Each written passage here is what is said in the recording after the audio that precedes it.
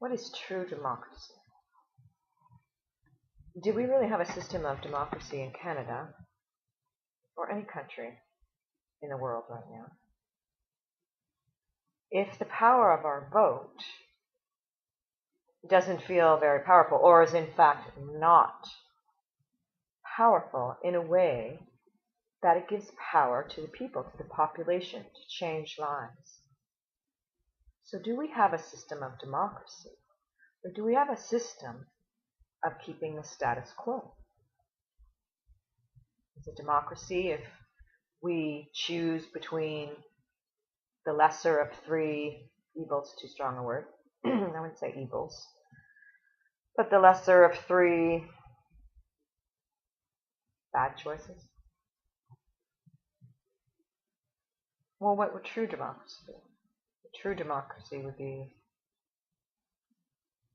looking at different candidates who are focusing perhaps on different areas to make practical changes to bring about a better life for Canadians or any country. So I could see that this candidate was going to focus on the nationalization of resources. Oh, well, that would bring in a lot of money. This other candidate was going to focus on demilitarization. I'm going to keep talking here. Let me turn that down.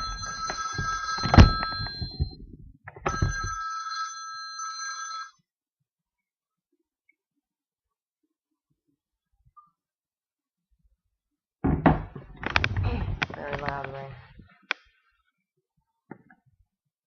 So that would make me want to get up and vote, because I could see, well, this is going to save billions of dollars. This is going to be infused into the life of the population, or a decent grant. I was a single parent. I did receive child support, but it was tough. We would be thought of as poor. And I didn't go on welfare because it was humiliating for me. I didn't want that. And I also felt like then I was kind of stuck on welfare. But perhaps a candidate who said, well, we're going to pay the single parent $4,000 a month. Now, some people might say, wow, that's a lot of money. No, it's not a lot of money. $30,000 a month would be a lot of money. And there are a few people in the world, as we know, and in Canada that make that. But $3,000-4,000 a month is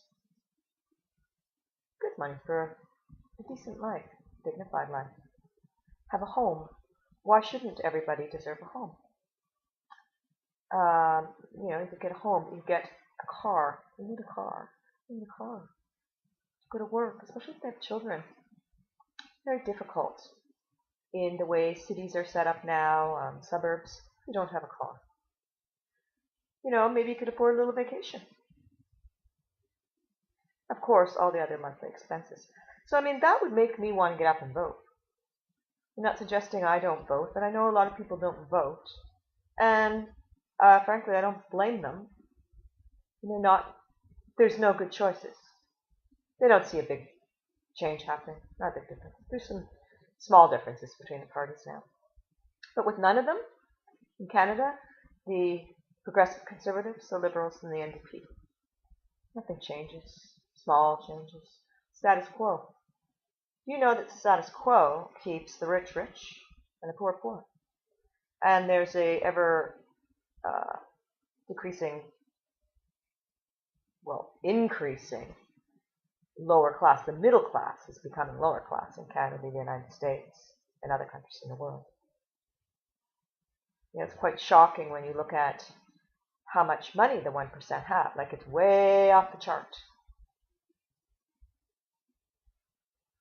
Anyway, I'm not just ranting. There is a solution called Living Income Guarantee. And I'll put the link below. the link below for the website for living income. Living income is similar to a basic income with a few major differences. And so everyone would be provided with the basic income, basically, which is great. It's great. The basic income proposals are fantastic, happening all over the world, the proposals.